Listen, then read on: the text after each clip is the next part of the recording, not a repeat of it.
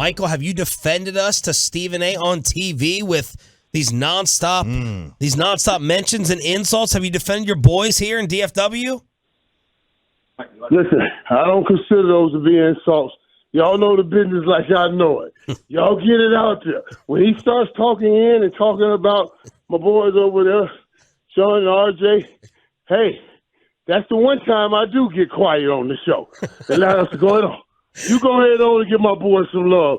I give them enough love. Even if I jump in, it'll take away from you guys because people know I know you and love you. So when you got to know when to just step out and let the other man do it. So he's giving love. You know, it's great. I was so happy to hear him say it. He said, I know you go on that show, too. I know you go on that show. Yes, I do, but go ahead on. I'm going to stay out the way right now. You know what I'm saying? You got to know when to hold them and when to fold them. And you got to know when to take a work. And thanks to Marcus Spears, you got to know when to take workout break. What machine are you on right now? Yeah. I know you're working out.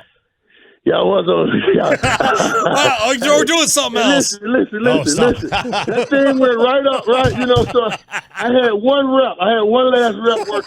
I'm on the trampoline, right? And it was 30 seconds left on the last rep. And the call came in. And he said, we're only 35 seconds. I said, it's going to work out perfectly. Wow, I got the last rep in. And ran right. I ran right. You said you're on the trampoline?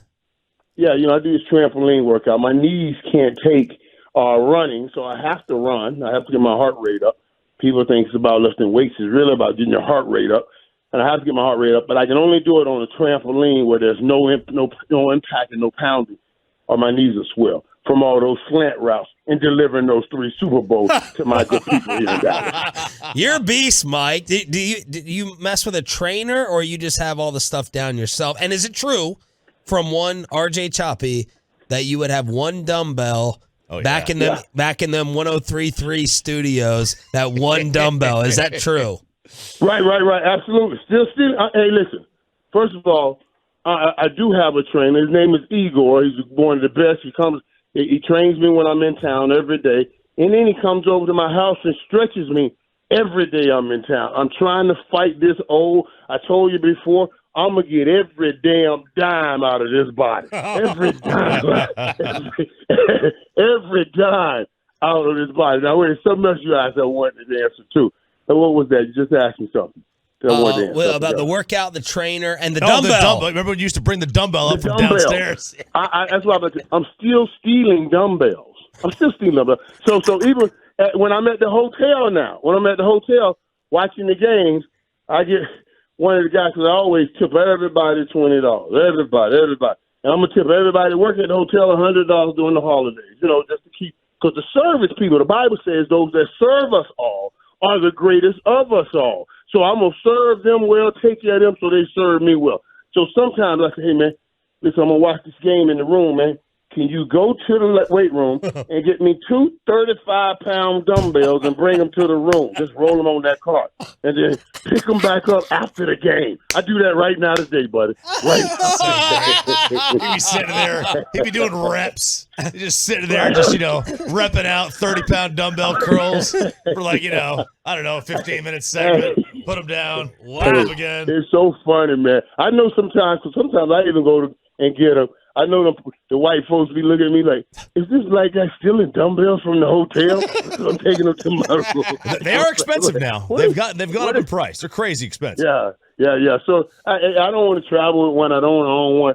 So I like to say I borrow it from the weight room. I do borrow it. All right, Mike, are you a little bit disappointed that Jalen Hurts probably isn't going to play Saturday? Yeah, I'm a lot of bit disappointed. Man. And even though now, this is the kicker now. I'm disappointed here. I'm disappointed that we won't see Jalen Hurts in the best, and they didn't get to see our best. And it also puts us in a little danger because now, of course, with our defense hurting and everything, they come and beat us with their backup. Oh, my God. Well, I can't say it puts us in a little danger. It just puts me on the firing line. It puts me on the firing line. If they come in here and beat us with the backup and everything, so that'll be crazy. But yeah, you want, but here's kicking off. All right, we're not making much of it because it's the Cowboys, and you want to make a big noise about that. But the real story is how long is Jalen Hurts hurt? How bad is he hurt? You know what I'm saying? Yeah. It's that kind of thing, and how much are they not telling us? Mike, what did you think of the 3rd and 10 sequence, or the biggest reason that the Cowboys lost against Jacksonville? You were worried about the run D. Trevor went off on them.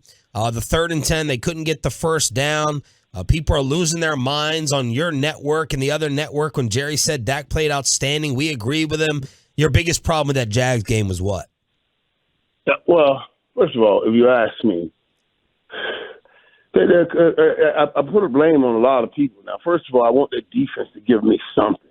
I was thinking about this when I was watching the game. There are certain things that when I watch San Francisco play that I'm not worried about. If that team up by 10, this game over. Yeah. Because that's kind of defense they got. This game over. You got to sweat that. This game over. Their defense going to make this game over. You ain't fit. I'm going, brother. You ain't fit to get no 15 to 18 points on that defense there. I felt that when I watched San Francisco play the other day. That's what I was saying to myself. And San Fran and Dallas defense was supposed to be on the same level, kind of. And I don't feel that when we're up 10. So yeah, I'm disappointed about that. Yeah, I can be disappointed that even after they got that turnover from Trevor Lawrence, that you couldn't go get a first down, man. We couldn't go get a first down. And I don't even want to talk about the worst damn call in the history. There have been a lot of bad calls. But in the history, I think, of me watching football was that 3rd and 10. You throw a 9 route to Noah Brown. A 9 route. And I love Noah. He's been playing hard. He's been doing these. But he's at his ceiling. We can't try to put him and make him become a true number 2. I don't know if that's his ceiling. You know what I'm saying? I don't know. I don't know if that's it. We gave him a lot of opportunities. I'm glad we got T.Y. in here. Somebody that has made some plays down the stretch in crunch moments. I want Noah to keep doing what he's doing, but we got to be careful on who we're choosing to put those game-winning balls and throw it in their hands. Yeah, I didn't love the play call on 3rd and 10. I didn't love that either. But, you know, the other one that everyone's talking about is the interception at the end of the game. You know, as a wide receiver, that. But let me tell you something. And you don't know the play call because it's not just a play call; it's the play call to whom. Now, okay, let's flip it. We're playing Philadelphia this week. You want to give me a 3rd and 10 with the game on the line? I can throw a 989. That's what it was, 989 pump. I can throw that route to A.J. Brown. Yeah, that's a different specimen. Sure. All right. Now you see what I'm saying? That's a bad call. But maybe not to that dude right there. Let him go get that ball. Mm-hmm. I can throw that ball. I may throw that ball to Justin Jefferson. Hey, Justin Jefferson, you saw what he did on 4th and 18. But I can't throw this damn ball to Noah Brown. I'm sorry, that's it. Yeah, I ain't throwing that. I'm trying not to throw that last ball right there to Noah Brown that you about to talk about, Chop. I'm just going to try not to do it. All right, and then how about, okay, so that interception, as a receiver, is that on the quarterback? Is that on the wide receiver? That's on the receiver. That's absolutely on the receiver. The ball hit him in his hands. Now, you want to ask me if it's on the quarterback. It's like I told one time we were on, and I remember interviewing Keyshawn. And Keyshawn's my guy, man. He's my dude. And he was getting funky with me in the interview, and I got funky back. I said, okay. I said, Keyshawn. We were talking about true number 1. I said, Keyshawn, if that's the truth, why did they go to somebody else on 4th and 1 with the game on the line? They couldn't have done that with me on the field. Or they going to have a fight in the locker room. You know what I'm saying? You going to do that to me on the field? We going to have a fight in the locker room. You know what I'm saying? So that's what I'm saying. With games on the line like that, that's why we wanted to Odell back. That's why we wanted to Odell back. Yeah, I got to take a little bit of issue. Like, Noah Brown, right? Right. You're right. I'm not putting it all on Noah. Not putting it all on Noah. But to throw it to him, he was having the second best day amongst the receivers. Right. Michael Gallup, complete. That ain't on Noah. That's on you making us have him as the second best. That's on you us not having an Odell or us not having an Amari. Because then you move Noah up one more spot. I don't have anything bad with Noah. I'm just telling you football. The reason there's a number 1 receiver, a number 2, a number 3, and a number 4 is dependability. That's how you slot receivers. Dependability, reliability on making plays and getting open. And I'm going to tell you right now where Noah ranks in that. He's been doing a great job. He's been doing a great job because he's going to get lack coverage. Let's stop acting like Noah ranks 1, 2, or 3 in that, really. Let's stop acting that. That's all I'm saying. It's not on Noah. It's on where we designing these plays to go. 9-4-0, a play Noah Turner would design to drop that ball in for 4 or 5 yards. I'm going to tighten the split right off the tight end. I'm going to run a little 6-yard, like I'm going across and stop. That play belongs to Alvin Harper. I usually run the 9. But now, on crucial situations, Noah would call flip. It's a flip in the huddle. I get off the 9, I come over and run that little 4-yard hitch up, and Alvin Harper goes backside and run the 9 route. We're putting people in position to make the play on the game winner. That's all I'm saying, folks. You got to put people in position that you know are more reliable, farther up the scale to make the play on the game winners. That's all Mike said. Michael, when we talk about that third down, 3rd and 10 throw there to Noah, is part of the problem here, though, that CD drew triple coverage on that snap. Michael Gallup had single coverage, and Michael Gallup couldn't get open. Is part of this right now about Michael Gallup's just got to be better right now? Because he doesn't look like he's getting open. Yeah, that's one. That's another way of saying it. We're saying the same thing. It's just another way of saying it. We got to have better people in position to make those plays. That's just the reality. I gave you Philly. When Philly gets to those plays, man, they're throwing that ball to A.J. Brown or Devontae Smith. Those are the 1 and 2 options. Those are pretty 1 and 2 options in those crucial situations. In those crucial situations, I'm not taking anything away from Noah Brown.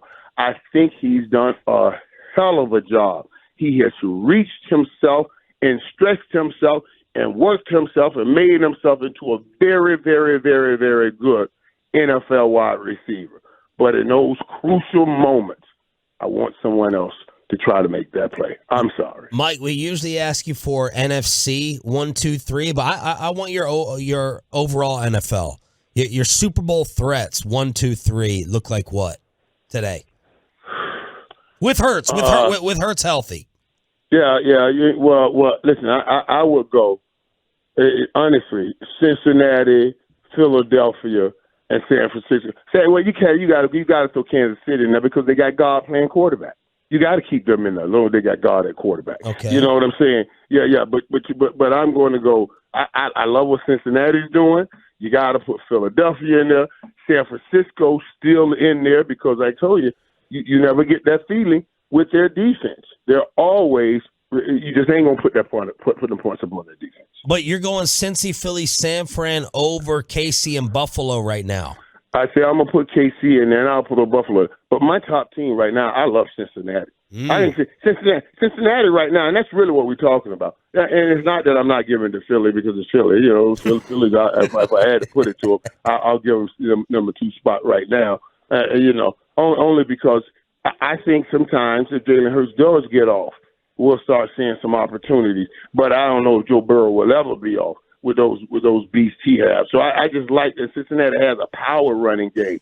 So I put them out there. But yeah, all of those teams in the mix. I even think Minnesota. We got into it the other year. It's a Minnesota. Dude, it's one game. It's a one-game tourney. It's not the best 3 out of 5. Right. It's not the best 5 out of 7. Minnesota can beat any team in the NFL in one game because they got that dude over there that I told you they're going to throw it up on 4th and 18. He's going to give them a chance. So, yeah, this thing is still wide open. Thank you for letting Stephen A. praise us. Merry Christmas. We love you. And finish out that rep with the stolen dumbbell. Thank you, Mike. Yeah, I'm going to go get it back here, man. I'm just trying to survive. Hey, listen. I've done enough damage to my body. Nobody should care that I want to just try to make up some of those wrongs. You know what I'm saying? Stop. You'll make me cough all over the place. Thank you, Mike. Love you. Merry Christmas. Hey, Merry Christmas, everybody. Appreciate it, guys. All right. You appreciate it.